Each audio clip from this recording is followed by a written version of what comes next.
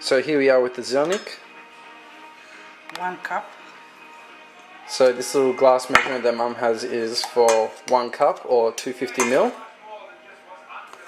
And for just this video purpose only, she's just showing of how much she measures for the Zelnik, because Mum doesn't really actually measure properly every time she does it. She does it by feel. So she just goes by what the texture of the pastry would be. But for today, she's actually just gonna go. She's actually gonna measure for us. She might adjust, but this is just to give a rough idea of what the thing. That's what I thought. 3 cups. So it looks like it's just a little bit over 3 cups. 3. So we got some unsalted butter here that she's melting, and then she's got this much salt that she's adding. Half a little spoon. Looks about half a little spoon that she says. Looks more like a teaspoon to me. Half. Cold water. Yeah, and then she's just going to pour 1 cup of and I'll cold see water. If I need to add on more.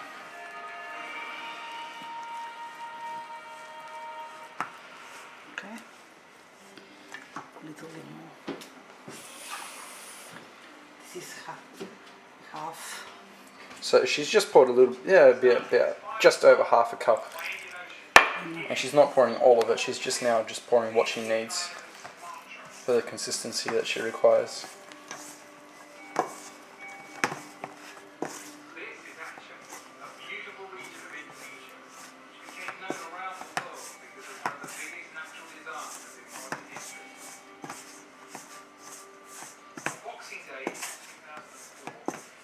As you can see, it's coming like a regular sort of dough. It's just that this is a yeastless sort of dough.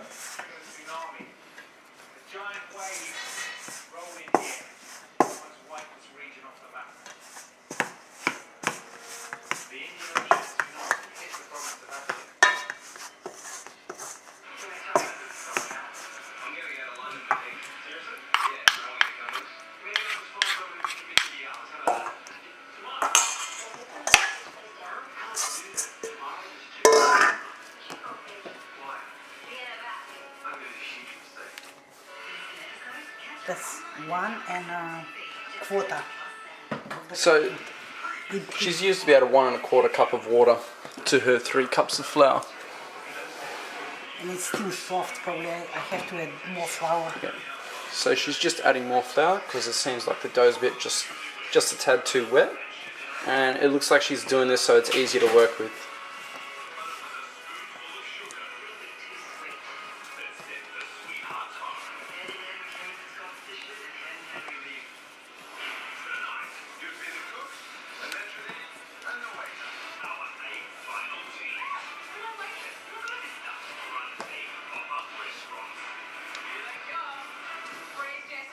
Looks like the dough's coming along nicely.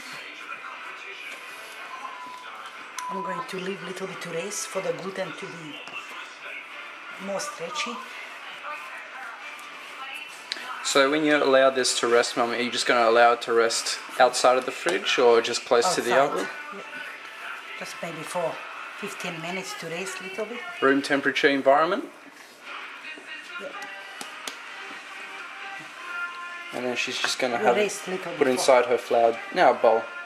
To rest for 15 minutes. So we're going to rest that for about 15 minutes. And So here the type of cheese we're using today is feta. I don't think it really matters what type of brand that you use, but this seems to be our favourite. Over here we've cooked up some spinach and it has 1 diced onion. So how much bunches of spinach do you reckon you use, Mum? not much, just a little bit because we're making 1 spinach. Yeah, I think it's about a bunch and a half of spinach. But as everyone knows, spinach wiggles down to nothing once it's cooked anyway. So this is your end product result that you would end up with. And then Just a little Mum is using about that much of cheese. Maybe a little bit more. Now Mum also likes to just rinse the cheese just a little bit, because even though we do know feta is a little bit salty, she just rinses it just a little bit. And now we just mash up the cheese into the mixture. So this is the consistency you want after mashing up the cheese. We just had to pause it a little bit because I was mashing it up. And then we're just going to mix through 1 egg. And this is just so the mixture firms up while it's baking. We'll go back to the dough. So here we are. The dough's been rested. Mum's got her floured bench top. And 2/3. And she's just going to divide this up into 3. No, 2/3. It's 2/3. Oh, she's... 2/3 is here, 1 here. Okay. So that's the 2/3 one, and that'll be her third one.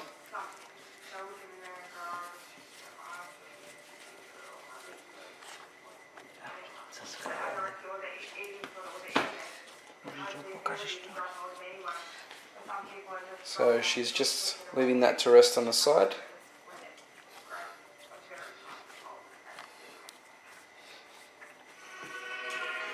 And she'll just continue to work the dough.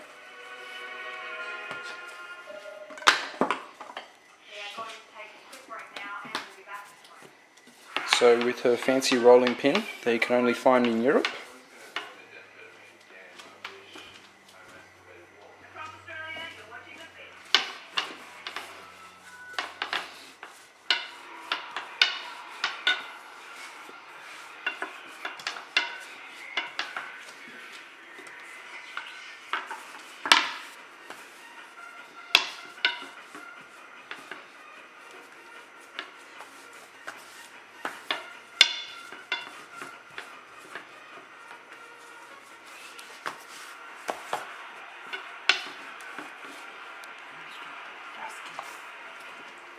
looks like she's just picking little things out that she sees inside the pastry.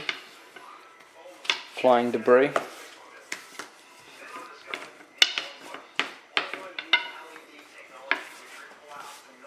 Push a little bit on this to stretch the dough.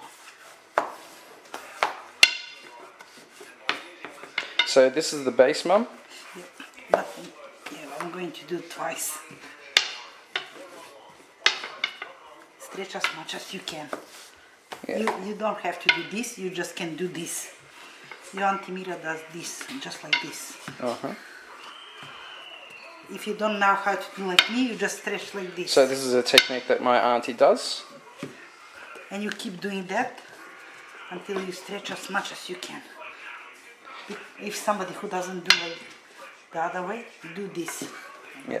So Mum's just demonstrated her second way of stretching out the dough. So the first one that you saw before, that was one technique, and this is another technique for getting it stretched out. And this will be the base for the Zelnik. This is easier. Mum says this way is a lot easier, especially if you don't really do that much baking that often, but it depends how confident you are with the rolling pin. I'll go back to my rolling pin so I can stretch the dough. So, Huh?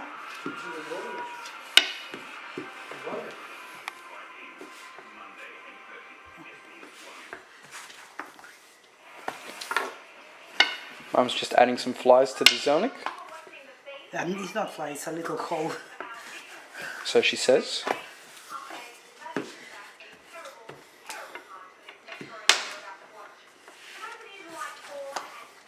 You can notice that how the pastry is actually getting thinner now,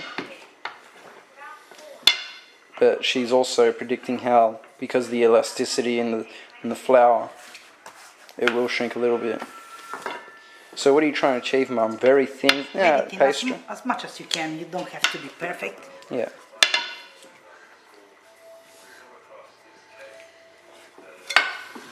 So I guess you use the amount of dough you required depending on the size of your baking sheet to make it as thin as you can. And when you stretch like this, it stretches. So notice how she stretches it out like that as she's rolling it up into itself. So there's a bit of a stretch there.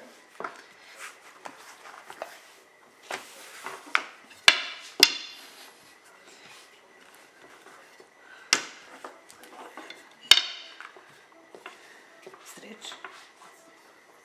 So just stretching it on itself.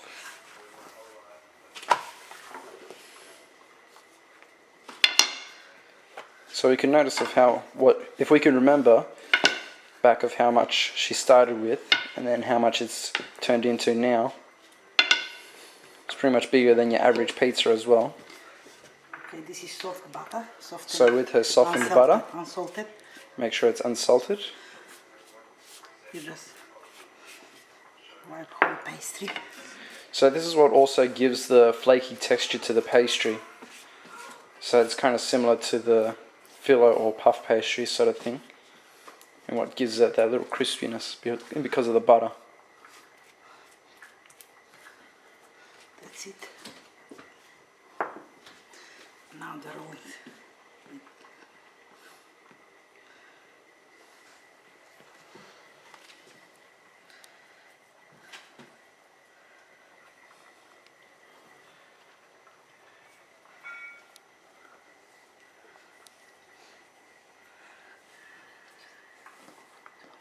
From the other side.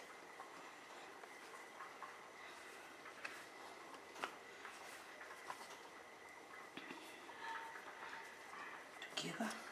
Stretch a little bit. Stretch.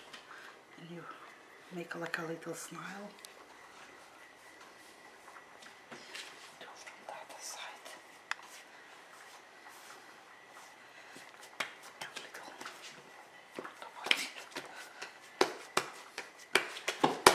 On the side. So that method there is pretty much what will help develop the crispiness in the pastry. Because she's folded the butter amongst all of the...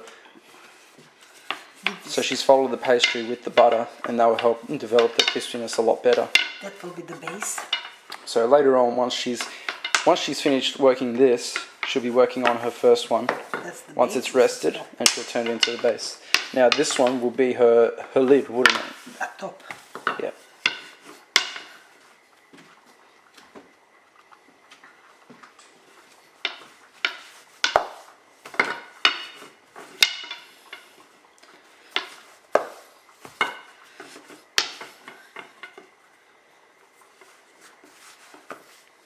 Still, you can do just like this. You don't have to do like me. Yeah. You just do whatever you feel comfortable, Mum. Yeah, Everyone has... Ako saka ti vaka ne mora ko mene. Yeah. So Mum's just saying you just do whatever you feel comfortable with, as long as you're stretching out the dough. Yeah, good, without creating any holes.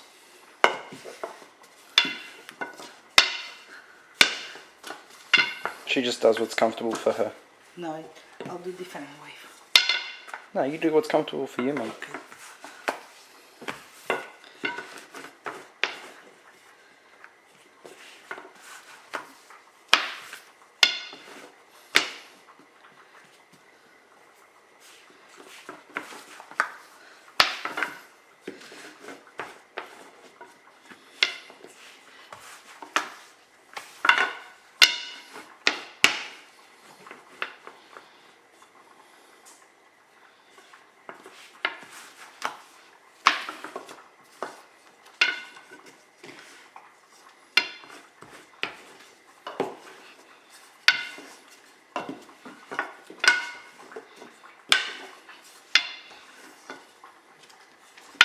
This is the smaller.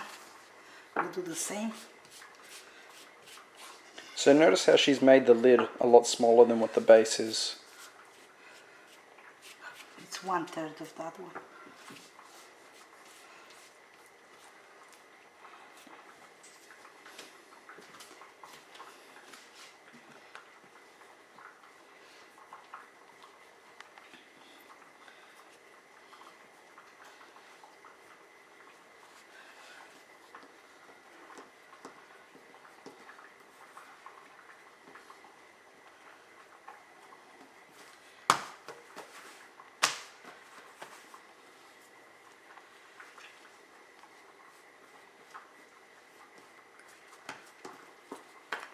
This dough can rest in the fridge, Kaji, overnight if you like. Yeah.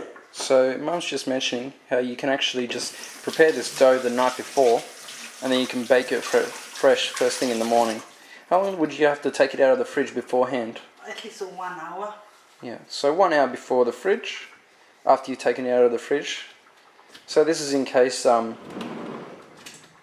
want to prepare the dough the night before, because it's a lot easier to work with the next day. So we're getting all the messy part out of the way now. So this is good for those days if you want to have it first thing in the morning. Just to show you the size of our baking sheets, Mum just has greaseproof paper, silicone paper, so it doesn't stick. And to give you a rough idea, that's the size of the trays.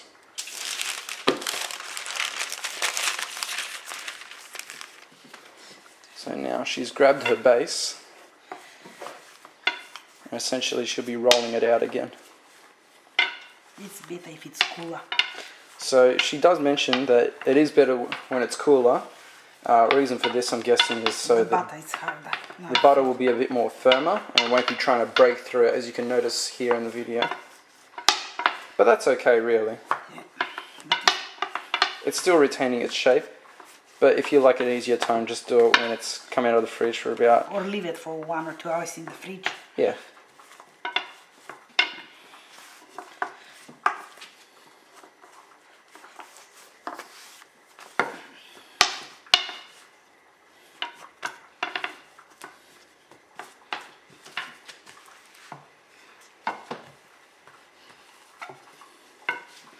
You can see it's bubbling.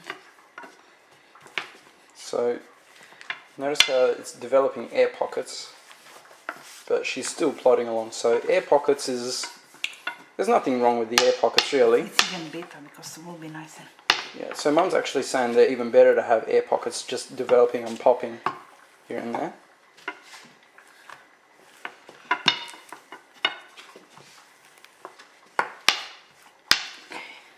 If you can pass the tray closer, that's it.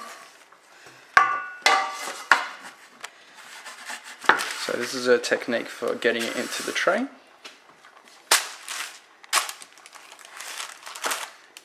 And this is the base.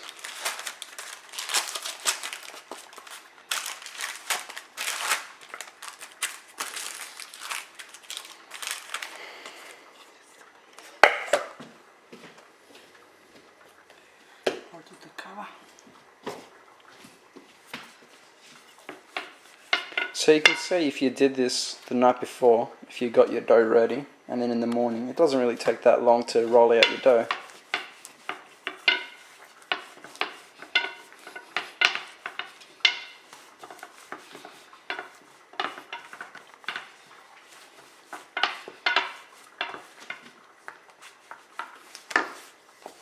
Devi proprio passare la notte. Mum's just mentioning how for us around the house, she normally does work with dough from the night before. It's been resting in the fridge, and then she allows it to come back to temperature in the mornings. She's saying how much easier it is to work with. But this for demonstration purposes. We're not really that patient to keep it in the fridge. But we're still showing that it's doable.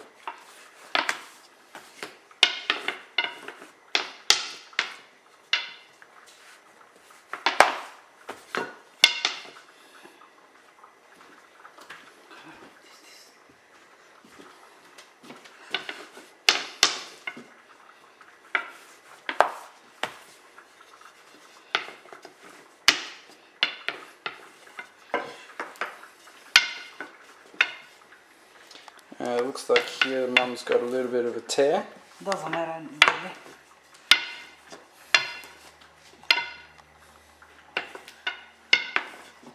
That's alright. That's it.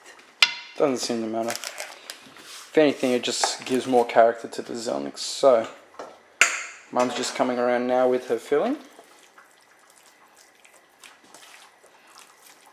Cover all the paper, but leave little spaces between. Not cover like a cake. So you can notice how she's not making sure the filling is everywhere, because essentially she doesn't want to overload it with too much toppings, because it will... The pastry needs to... It's hard to describe, but the pastry will fill out as well when it cooks. They need to breathe a little bit. Yeah.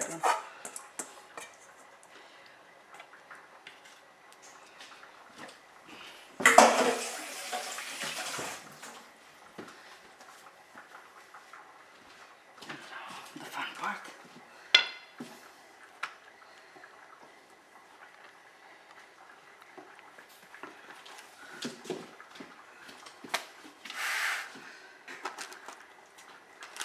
little bit squash to have a nice looking. So you can notice it's not exactly a perfect fit, but it's also overlapping, which is what Mum sort of wants as well. And now the bottom part you pull a little bit and you make a little, when you pull it comes.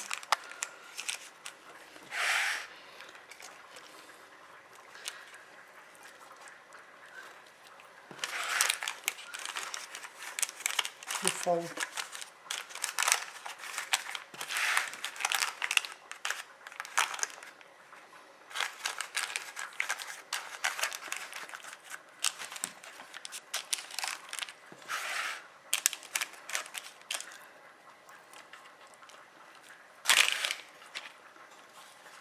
This is to close the edges.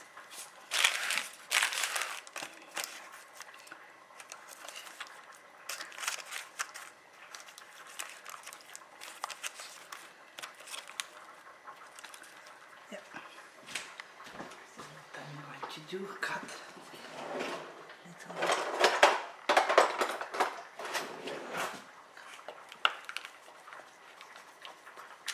So why are we cutting it, Mum? Instead of making a hole, otherwise the lid will lift, will be like a bubble, and the pastry, the air will escape, and it's very nice later to take a piece when it's cut before. So there's a number of reasons to it. You can leave if you like, it's no problem. So if you can leave it, if you want it to puff up. Did you want to cut there, Mum? Yeah, yeah. That's it. And I put a little bit butter at the edges, just a little bit. And this is just to give an extra bit more crispiness. And so it just flakes that, just that bit extra. You don't have to if you don't want. That's it. And we bake it until it's nice and golden. So what's your oven settings? Ours is 220. So we set it on 220 fan force oven, but ours does fan force and conventional oven, so it does a combo of both. Usually 20 minutes until it's golden. So it takes about 20 minutes for us, but Mum does it till it's golden brown colour. And finally, this is what it looks like after we've baked it. For us, it took about 30 minutes, a bit longer than what we originally said. So how long do you allow it to rest from the oven, Mum? Oh, at least 20 minutes. Yeah, so give it about quite a few minutes to rest from the oven. Pretty much till you can start handling it. And you just cut up and serve.